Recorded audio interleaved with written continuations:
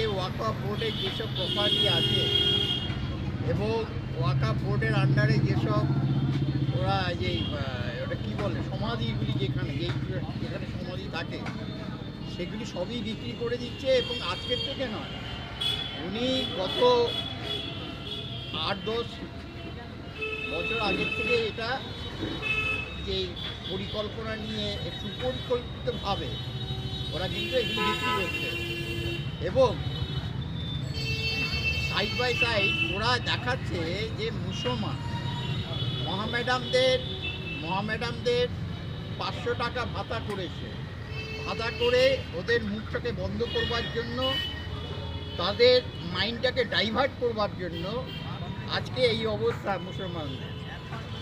তাই আজকে নয়, আরও অনেক দিন আগের থেকেই, মানে প্রায় 8-10 বছর আগের থেকে এই পরিকল্পনা নিয়ে ওরা এগিয়ে যাচ্ছে এবং অনেক সম্পত্তি ওরা বিক্রি করে দিচ্ছে। সেখানে প্রমোটিং হচ্ছে, আরও অনেক কিছু হচ্ছে। আমি আর এই ব্যাপারে আপনাদের সেভাবে বলবো না, আপনারা পেপারেই দেখতে পাচ্ছেন। তো দেখা যাচ্ছে আজকে মাননীয় প্রধানমন্ত্রী নরেন্দ্র মোদীর সঙ্গে আজকে রাজ্যের মুখ্যমন্ত্রী মমতা বন্দ্যোপাধ্যায় সাক্ষাৎ করতে গেছেন। কি মনে করছেন, ইন্ডিয়া জোট কতটা? দেখুন, এটা জোট না ঘোট বোঝা মুশকিল। কারণ আজকে কুণাল ঘোষ একটা বিবৃতি দিয়েছেন, যেই বিবৃতিতে বলছেন যে রাহুল গান্ধী নয়, মমতা ব্যানার্জিকে মুখ করতে হবে। আজকে আপনাদের কাছে কোশ্চেন করছি, ভারতবর্ষের বুকে যে এরা এই তৃণমূল কংগ্রেস এখন একটা আঞ্চলিক দল হিসাবে গঠিত হয়েছে, তাই ওরা কি করে বলেন যে সারা ইন্ডিয়া জোটে, যাই হোক যার সাথেই জোট হোক, যে মমতা ব্যানার্জির মুখকে সামনে নিয়ে এগিয়ে চলতে হবে? জানি না, এটা ওই কিছুক্ষণ আগে আমি একটা জায়গা দেখছিলাম, সেখানে বিজেপির একজন সংসদ উনি বলেছেন যে অনেক খিচুড়ির মধ্যে যদি বেশি করে ঘি ঢালা যায়, হ্যাঁ, সেই রকম অবস্থা হয়ে যায় মমতা ব্যানার্জি। আর আজকে আপনারা দেখতে পাচ্ছেন যে যেদিন ইন্ডিয়া জোটের মিটিং হবে তার ঠিক পরের দিন অ্যাপয়েন্টমেন্ট রেখেছে প্রাইম মিনিস্টারের সাথে। তার মানেটা কি আপনাদের বুঝতে হবে। আজকে মমতা ব্যানার্জি যেভাবে চলছেন, অবশ্য না চলার, উনি বিজেপি ছাড়া উনি চলতেও পারবেন না, কারণ উনি তো মাথা পর্যন্ত করাপশানে ডুবে আছেন। ঠিক আছে, এখন সেই করাপশান থেকে বাঁচবার জন্য মমতা ব্যানার্জি দেখবেন বারে বারে উনি প্রাইম মিনিস্টারের কাছে যান এবং 1:1 প্রাইম মিনিস্টারের সাথে মিটিং করেন। কেন? একটা চিফ মিনিস্টার যখন মিটিং করবেন, সেখানটায় তার চিফ সেক্রেটারি থাকবে, আরও অনেক বিধায়ক থাকবে, যা থাকে, কিন্তু উনি দেখা যাচ্ছে উনি একা 1:1 মিটিং করেন। সেখানে তো বুঝতে হবে যে কেন উনি মিটিং করছেন ওইভাবে প্রাইম মিনিস্টারের সাথে। এটা সবাই জানেন। আজকে অধীর রঞ্জন চৌধুরীকে সাসপেন্ড করা হয়েছে। হ্যাঁ, 72 জনকে সাসপেন্ড করা হয়েছে। এখন তো আমাদের প্রধানমন্ত্রী যিনি নরেন্দ্র মোদী আছেন, এখনও আছেন, উনি যেভাবে ফ্যাসিস্ট হিসাবে যেভাবে দেশকে এগিয়ে নিয়ে যাচ্ছেন, আজকে বলুন, আমি জানি না, এখনও পর্যন্ত জানি না কী কারণে উনি সাসপেন্ড করেছেন। সেটা হয়তো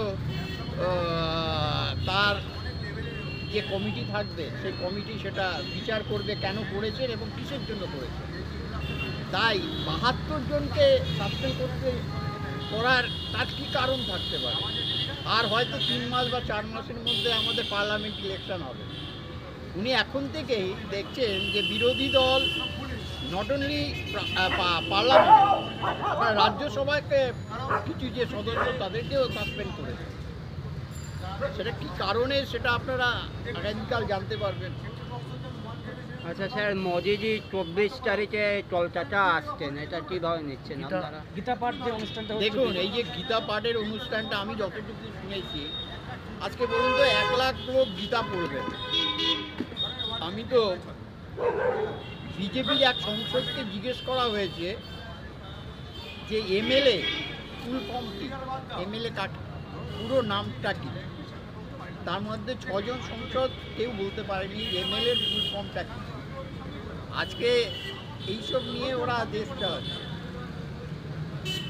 তাই আর প্ল্যানেটে যেই সভা হবে যে 1 লক্ষ জন গীতা পড়বেন, আমি তো 1 লক্ষ কেন, তার মধ্যে 90% লোক ভালোভাবে গীতা উচ্চারণ করতে পারবে না। যে শ্লোকগুলি আছে কী পড়বেন সেটা তো পলিটিক্যাল চমক, আর কিছুই নয়। আর হিন্দুত্ববাদ বলছেন, হিন্দুত্ববাদ কী হচ্ছে সেটা তো সবাই জানতে পারছে টোটাল ভারতবর্ষে। আজ মণিপুরে যেভাবে অত্যাচার চলছে, তারপরে ওই যে এই যে 4টে রাজ্যে যে ইলেকশন হয়ে গেল, নির্বাচন হয়ে গেল, কিভাবে জিতেছে, মানুষের ভোটেই জিতেছে। ইভিএম আজকে বলুন না, আজকে আপনার অ্যাকাউন্ট থেকে মানি হ্যাক করা যায়, ওয়াই নট ভোট? ভোট কেন হ্যাক করা যাবে না? আমার ভাই কম্পিউটার ইঞ্জিনিয়ার, সে বলে যে সব কিছু করা যায়, প্রোগ্রামিং যদি করা যায়, প্রোগ্রামিং বেসিসে সেই ইভিএম কাজ করবে। যদিও এটা সুপ্রিম কোর্টে গেছে, জানি না কী হবে সব। দাদা, এত অর্থ ব্যয় করে নতুন সংসদ ভবন শুরু করার পর সেখানে যা ঘটে গেছে সেটা নিয়ে আপনি কি ভাবছেন? বা কি বলতে চাইছেন? নিরাপত্তার নিরাপত্তার দিক থেকে কি? দেখুন, আমার মনে হয়, এটা আমার ব্যক্তিগত ধারণা, আপনারা নিশ্চয়ই আগের পার্লামেন্ট ইলেকশনের আগে আপনারা দেখেছেন কতজন সৈন্য মারা গেছে, ঠিক আছে? ওই সৈন্য মেরে সে একটা চমক দেখিয়েছিল যে ভারতবর্ষে কীভাবে চলছে। এবার কি ছক নেবেন মোদিজি? এখন পার্লামেন্টে দেখলেন একটা বোমবাজি হলো, সেটা বোমবাজি কারা করল? যে বিজেপি সংসদ 4 জনকে যে চিরকুট দিয়েছে ওই সে পার্লামেন্টে ঢোকার জন্য, তারাই এগুলি করেছে। তাহলে সেই বিজেপি সংসদকে তো আগে সাসপেন্ড করা উচিত ছিল। আজকে একের পর এক ছক আপনারা আরও কিছু দেখতে পাবেন। এবার হয়তো অন্য ছক দিয়ে নিয়ে এগোবেন। আচ্ছা, 22 তারিখে রাম মন্দির উদ্বোধন আছে, এটা নিয়ে কি বলবেন? রাম মন্দির উদ্বোধন, আজকে ভারতবর্ষের যা অবস্থা, আজকে যে টাকা খরচা হচ্ছে ভারতবর্ষে, রাম মন্দির তো সব রাজ্যেই বা সব জায়গাতেই আছে।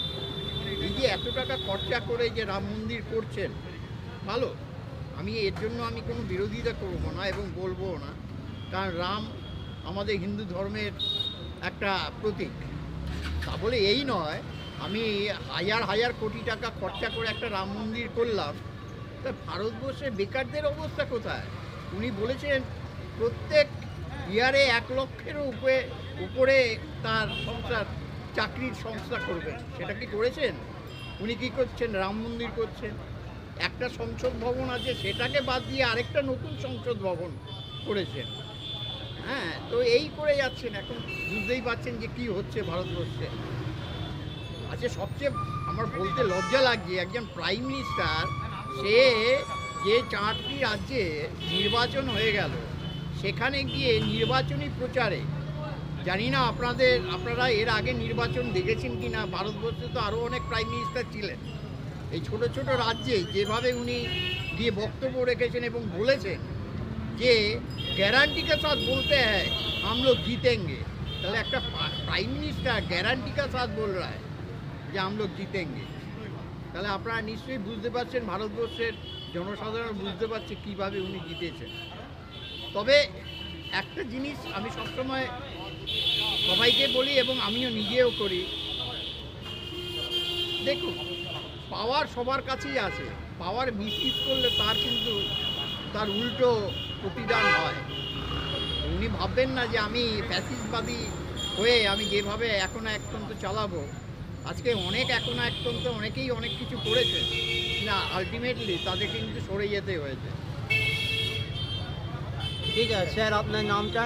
আমার নাম প্রশান্ত কুমার বাগচি, আমি পশ্চিমবঙ্গের লয়ার সেলের ভাইস চেয়ারম্যান।